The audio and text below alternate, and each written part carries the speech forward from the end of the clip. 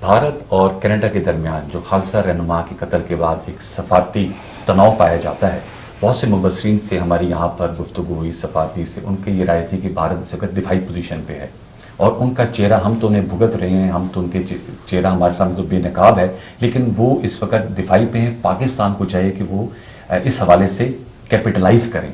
آپ ماشاءاللہ clarity of thought رکھتے ہیں فارن افیئرس پہ، ویسے تو ماشاءاللہ یو آرٹیکولیٹ اسپیکر، آپ کے سامنے بات کر رہا ہوں اور آپ کی پیٹھ پیچھے بھی بات ہوتی ہے۔ کیا آپ اس موقع پہ دنیا کو یہ بتائیں گے کہ جو بھارت نے ایک سافٹ امیج اپنا کریٹ کیا ہوا ہے، جو کیموفلاج ہے، اب وہ کینیڈا کے بعد ہم دیکھ رہے ہیں امریکی صدر نے بھی اس بات پہ کی، یورپی ممالک میں بھی رائے پائی جاتی ہے، کس طرح دیکھ رہے ہیں اس تناؤ کو، اور پاکستان اپنا مقدمہ اس سے جوڑ سکتا ہے؟ دیکھیں انور صاحب، ایک تو جو آبجیکٹو سٹینڈنگ ہے بھارت کی اور اس کے امیج کی اور اس کی برانڈ کی، میں سمجھتا ہوں یہ خالصتان کے رہنما کو بھارتی ریاستی ایجنٹوں نے جس طریقے سے ان کو شہید کیا ہے۔ تو آپ نے کہا کہ الیکشن کی ڈیٹ دینا وہ الیکشن کمیشن کا کام ہے۔ الیکشن کمیشن نے جنوری کے آخری ہفتے میں 2024 میں الیکشن کرانے کا اعلان کر دیا ہے۔ یور ٹیک سر؟ جی بہت خوب، مبارک ہو پورے قوم کو۔ یہ لوگوں کے جو غلط فہمیاں سیاسی حلقوں میں یا جو قیاس آرائیاں تھیں، آپ سمجھتے ہیں وہ ختم ہو جانی چاہیے؟ دیکھیے، قیاس آرائیوں کو رسپونڈ کرنا خیر حکومتوں کا کام ہوتا ہے، لیکن صرف یہی کام نہیں ہوتا۔ ہمارا کام یہ ہے آئینی طور پہ کہ ہم جو کانسٹیٹیوشنل کی ڈیمانڈ ہے، جو اسسٹ کرنا ہے اس پروسیس میں، اس پہ اپنا فوکس رکھیں، جو فائنینسز کی ریکوائرمنٹ ہے وہ اویلیبل کریں، جو سیکیورٹی کی ارینجمنٹ ہے پولنگ ڈے سے پہلے، پولنگ ڈے کے دوران اور ایون پولنگ ڈے کے بعد واضح ہیں، ان کو پورا کریں۔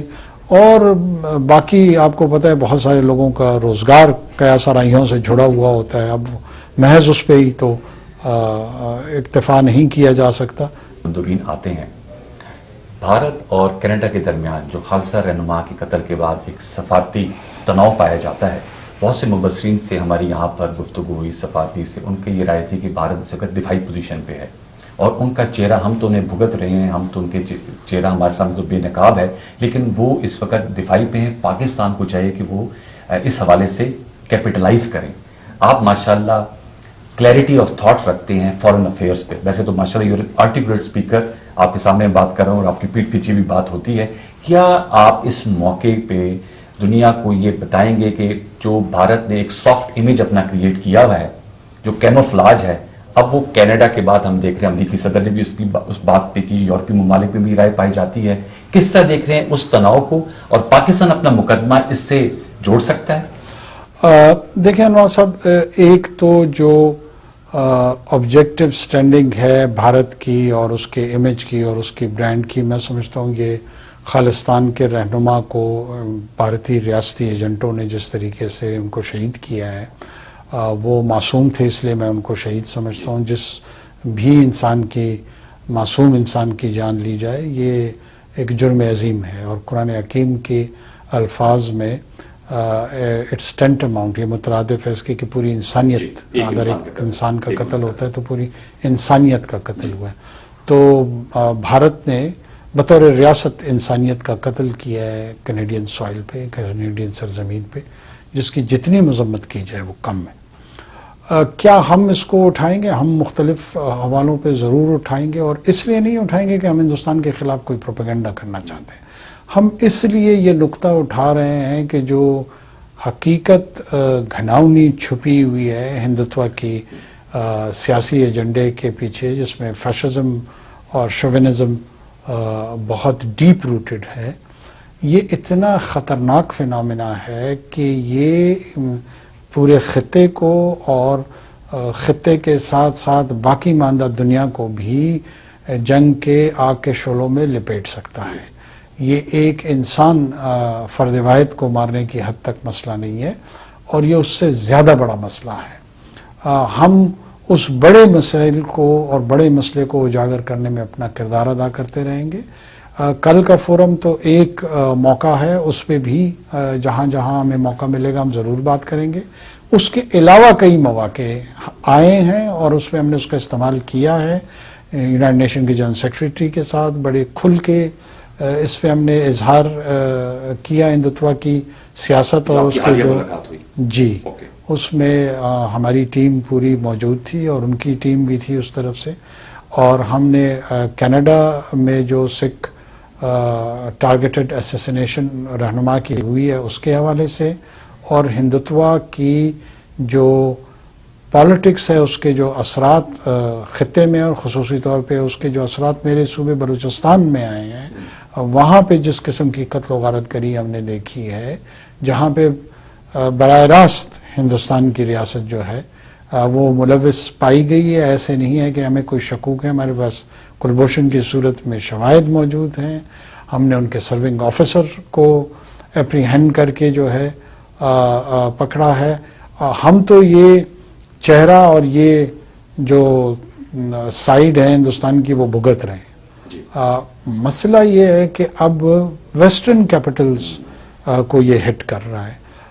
ہمارے کہنے سے زیادہ جب وہ خود کہیں گے تو ہم یقیناً ان کو تانے نہیں دیں گے کہ ہم تو کہا کرتے تھے. ہم تانا زنی کو ایوائڈ کریں گے، لیکن ان کی ری انفورسمنٹ ضرور کریں گے کہ آپ بالکل درست سمجھ رہے ہیں، دیر آیت درست آیت، یہ جو خطرہ ہے اس کو بھانپیں، سمجھیں اور اس کو روکنے کی تیاری کریں. آپ نے ایک دو جگہ پہ ذکر بھی کیا مختلف فورمز کے اوپر دہشت گردی کے حوالے سے جو ٹی ٹی پی اور داعش ایک دفعہ پھر ابھر رہے ہیں، تو اس کے تدارک کے لیے پاکستان کیا کرے گا، اور پاکستان جو ہے وہ انٹرنیشنلی عالمی برادری سے کیا توقع رکھتا؟ میں سمجھتا ہوں کہ دہشت گردی کے حوالے سے پاکستان کی اپنی صلاحیت پہلے اچھی خاصی ہے کہ وہ اس چیلنج کو از خود نمٹ سکتا ہے اور نمٹ رہا ہے.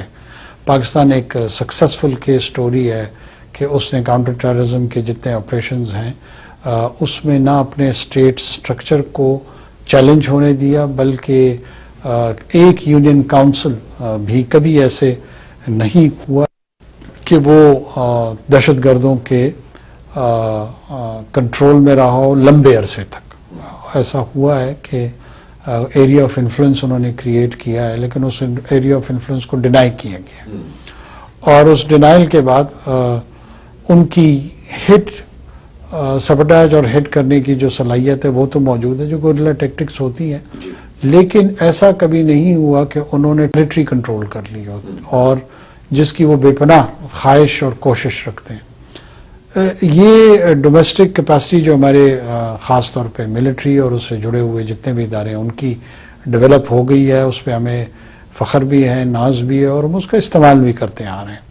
لیکن ساتھ ساتھ جو ریجنل اپروچ ہے، جو افغانستان کے آس پاس کے جو ممالک ہیں ان کے ساتھ پاکستان بہت کلوز کوآرڈینیشن میں ہے، بڑی اوپن کمیونیکیشن میں ہے، اور یہ ایک ایسا خطرہ ہے جو صرف پاکستان کے لیے نہیں، ہمارے لیے آج اس کی شدت میں تھوڑا سے زیادتی ہوگی اور اضافہ ہوا ہوگا، لیکن پورا خطہ اس سے کنسرن میں ہے. ان کی بہت ڈیپ وریز ہیں کہ یہ کسی بھی وقت ان کی طرف پلٹ کے آ سکتا ہے.